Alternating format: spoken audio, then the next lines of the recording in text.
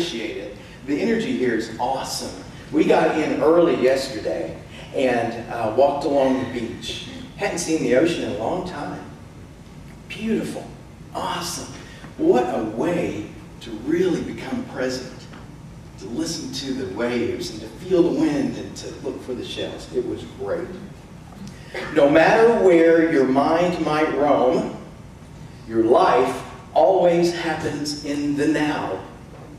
Everything that ever happened in your life, when it happened in the now.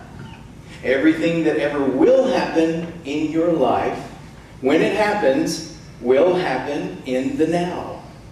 And since life always happens in the now, why not be there for it when it does?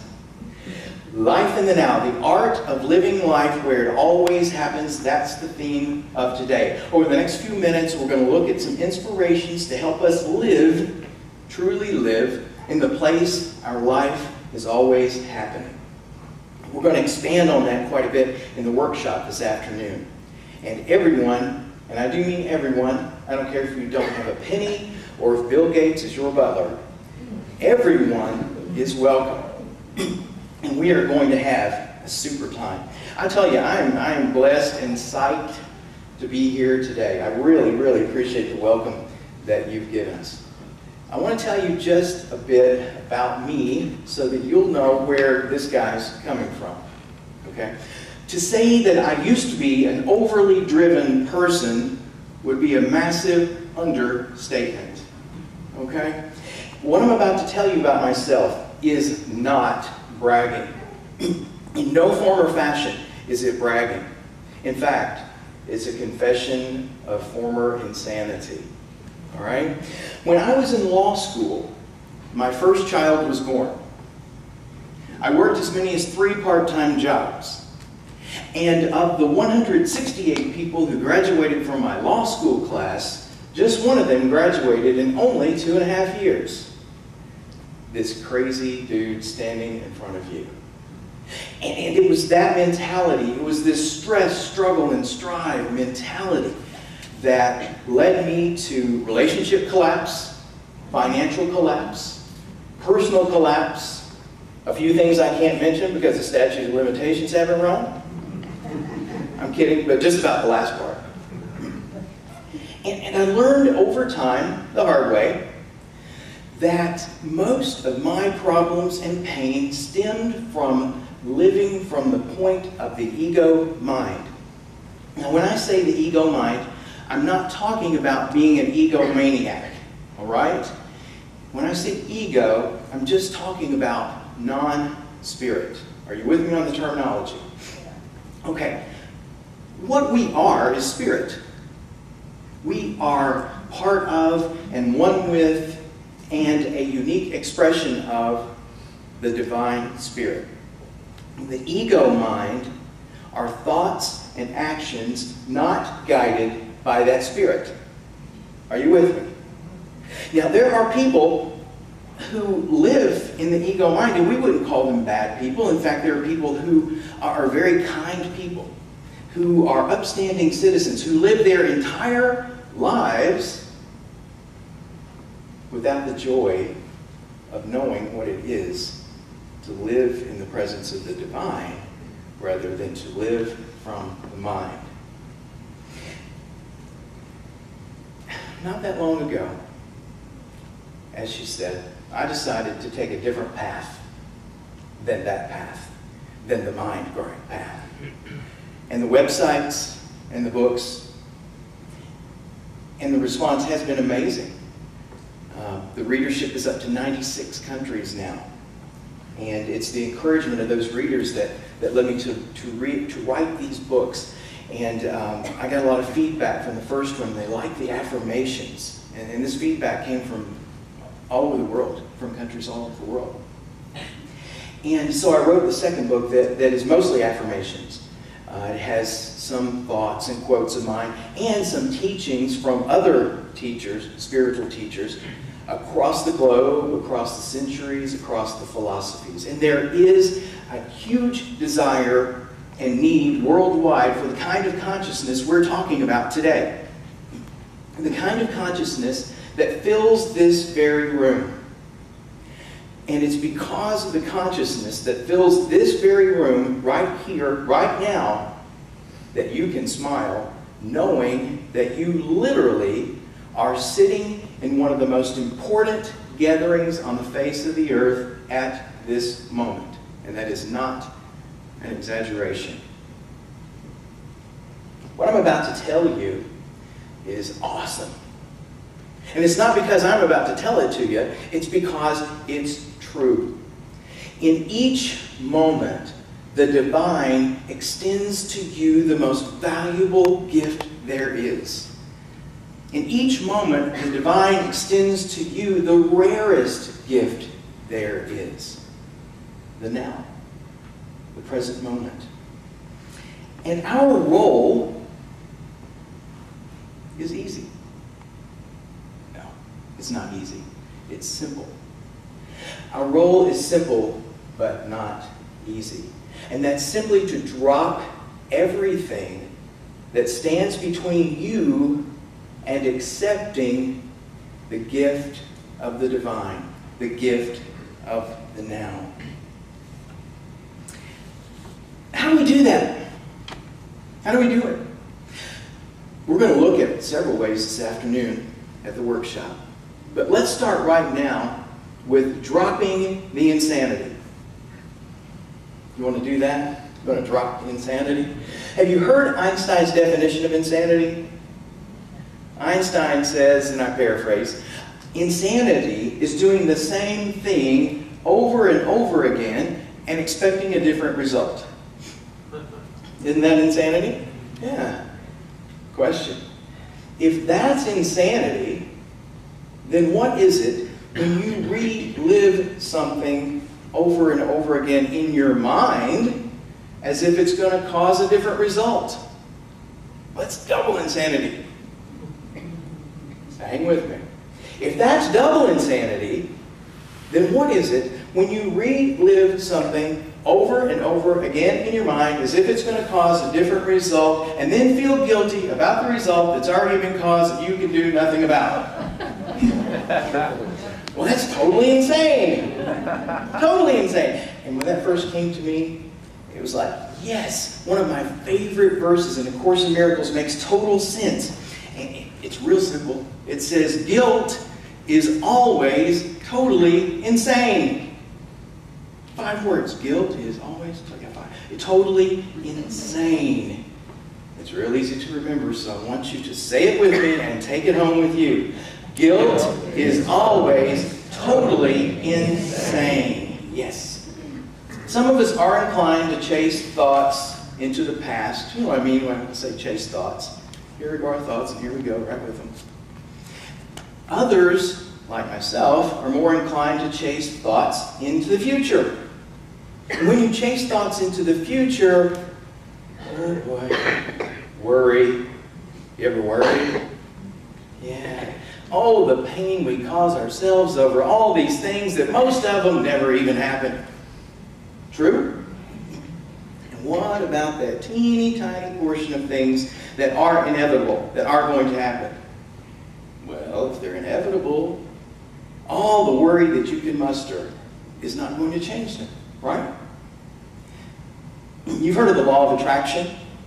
Basically, the law of attraction says, whatever you affirm and visualize, you energize. And whatever you energize is more likely to materialize. Thinking of it that way, what are you doing when you're worrying? Yikes. You're energizing an outcome you don't want. You're actually giving energy to something that you don't want in your life and actually making it more likely to appear. On the outer edges of the past thoughts, we find guilt. On the outer dark edges of the future thoughts, what do we find? Fear. Fear. Reading from the book of 1 John in the Bible, from my favorite version, the International Children's Bible. Seriously. Where God's love is, there is no fear. because God's perfect love takes away fear. And I think this message is great with one of my favorite verses in the whole Bible. Psalm 46 says, "Be still and know that I am God." To be still, it's talking about stilling the mind. It's talking about quieting that mind grind of past thoughts or that mind grind of future thoughts and being present. In the mind that is still, in the present moment, in the presence of the divine, fear cannot exist. Disquiet is always the result of thought, and peace is always the result of stillness. A Course in Miracles says that the miracle comes quietly into the mind that stops an instant and is still. In each moment, you have a choice. You have a choice of a miracle, or you have a choice of an illusion. And what's the illusion? It's the thoughts of the past and future. Consider that. The thoughts of the past and future are nothing but an illusion. Each moment, you have a choice of ego or spirit. Each moment, you have a choice of reliving, of pre-living, or of simply living right in the presence of the divine. Learn from the past, let it go. Co-create the future, let it be. But live and love in the now. Do you remember the older radios that had the little red dial thingy? You know, you tuned it, and the little red thing. This is the point where some of the younger people go, huh? What? I'm still trying to convince my kids that televisions didn't always have remote controls. Well, on those older radios, if you tuned to just the right place, oh wow, there's your favorite station, loud and clear. What happened if you turned the knob just a little bit one way or the other? Did your station actually go away? Your station didn't go away, did it? It was right in the same place it's always been. It's just that you tuned out for a little while.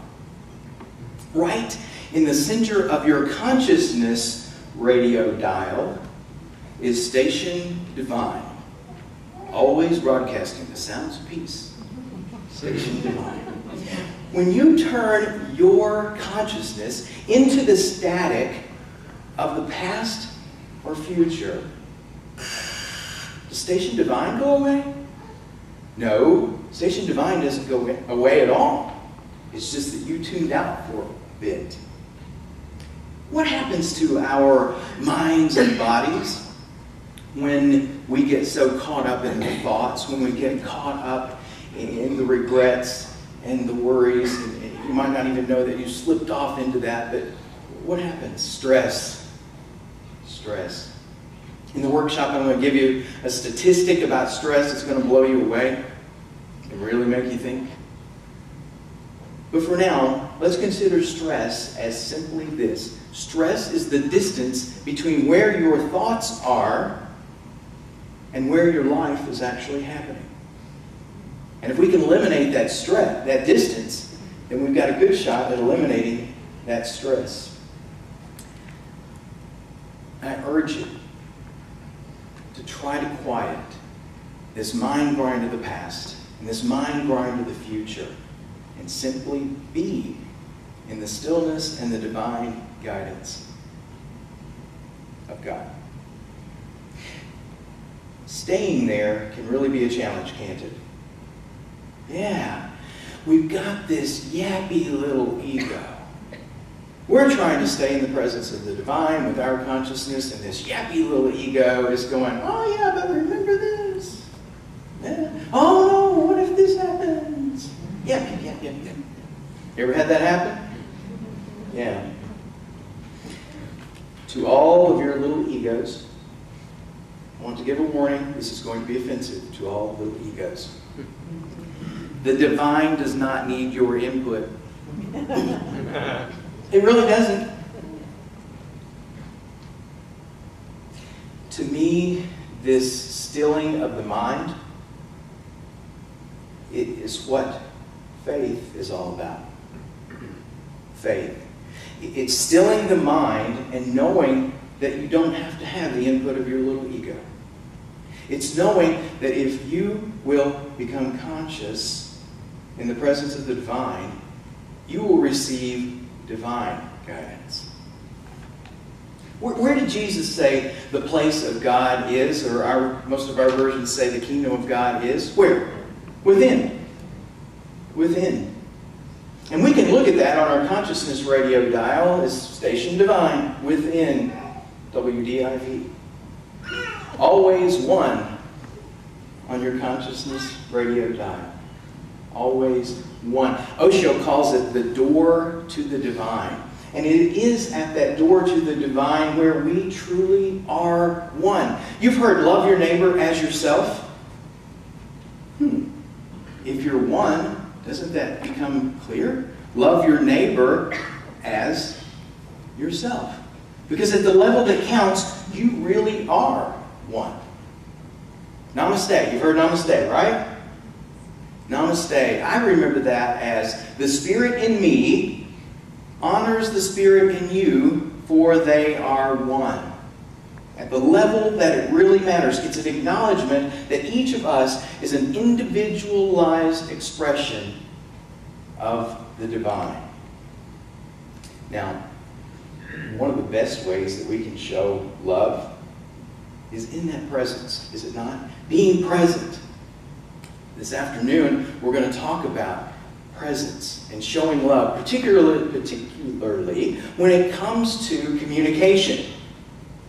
And we're going to look at, if I'm still feeling brave by that time, we're actually going to look at how men and women might differ just a little bit when it comes to those expressions. It's going to be fun and perhaps a skosh dangerous. Presence is one of the best ways we can show our love. We know that. At the level here, we know that. So why, instead of doing that, do we spend so much time chasing our thoughts? Why do we do that? I think one of the reasons is that we have become so identified with our mind. Years and years ago, there was a time when the most intelligent, the most educated, the wisest people on the planet said the earth is what? Flat. Yeah, the earth is flat. I mean, people, we're talking about the Albert Einsteins, the Stephen Hawkings of this time thought the earth was flat. And today we go, because why? Well, we simply know better. You, at this moment, are living right in the middle of an earth is flat belief system. And I'm about to knock the foundations right out from under it. Okay? Our flat earth belief system that we're living under now is this. I think, therefore I am. I think, therefore I am is dead wrong. I think, therefore I am? My thinking is my existence, my being, my I am? I sure hope not. You have a body that does some magnificent things, breathes and moves and so on. You have a mind with amazing capacity. But it's not who you are. Your body and its actions, your mind and its thought are not who you are. In our meditation before the service, we took a moment to watch thoughts. And if in this setting that didn't ring with you, please do it at home. Take a moment to watch your thoughts. If you are watching your thoughts, are you the thought or the watcher? You are the watcher. We have deltoid muscles, shoulder muscles, right? I'm grateful for my shoulder muscles. I mean, they help me lift things. They help me give hugs. They're great. But you are not going to hear me say, I have deltoid muscles, therefore I am. Or I give hugs, therefore I am. It sounds silly, doesn't it? But what I'm here to tell you today is this. It's just as silly to say, I have a brain, therefore I am. Or that statue, I think, therefore I am. that does not define who you are, that does not consist of your being. I think, therefore, I am. I am because I am. I am because I am spirit. I am because I am one with and an expression of the divine. That's why I am. What if I went around flapping my arms? Just flapping my arms. Somebody says, "What are you doing?" "I'm flapping my arms." Why? Well, it's because it's what I do. It's who I am. And that's silly, isn't it? Just because you have deltoid muscles doesn't mean you should go around flapping your arms all day, does it? You should use your deltoid muscles for what you need them, when you need them. Don't let them use you. Just because you have a mind doesn't mean you should go around thinking all day. That's kind of hard to hear, isn't it? Yet it's become not only acceptable, but expected. We're so used to the static of our own thoughts, aren't we? It's just, that's how it is. That's what we do. That's what we are. But as you recall just a few moments ago, it's actually insanity, isn't it? It's a form of insanity. So I guess in summary we could say that insanity has become an acceptable and perhaps even respectable part of our society.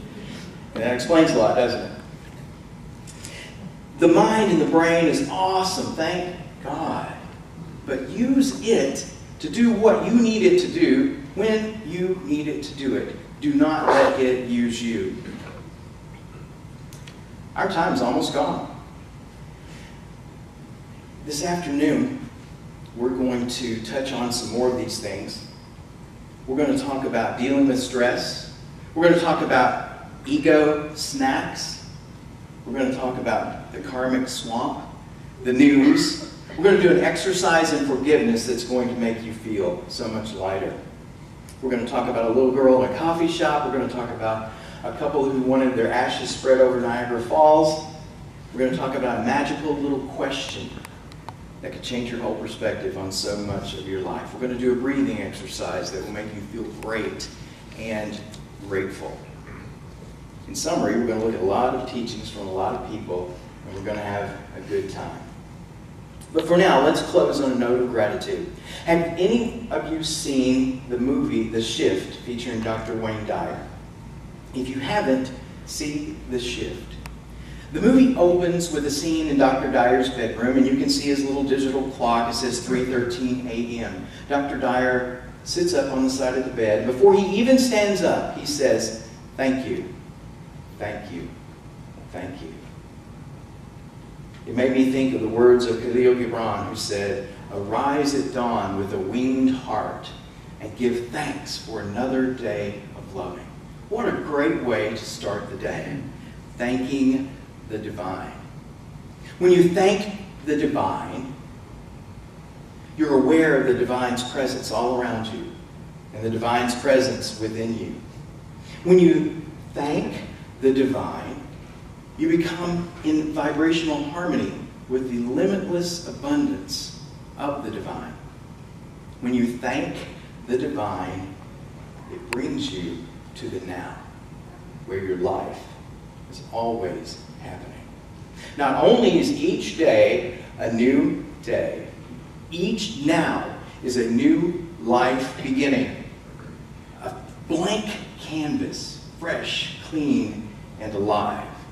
And you are the artist. What will you paint? I thank the divine, and I thank the divine in you.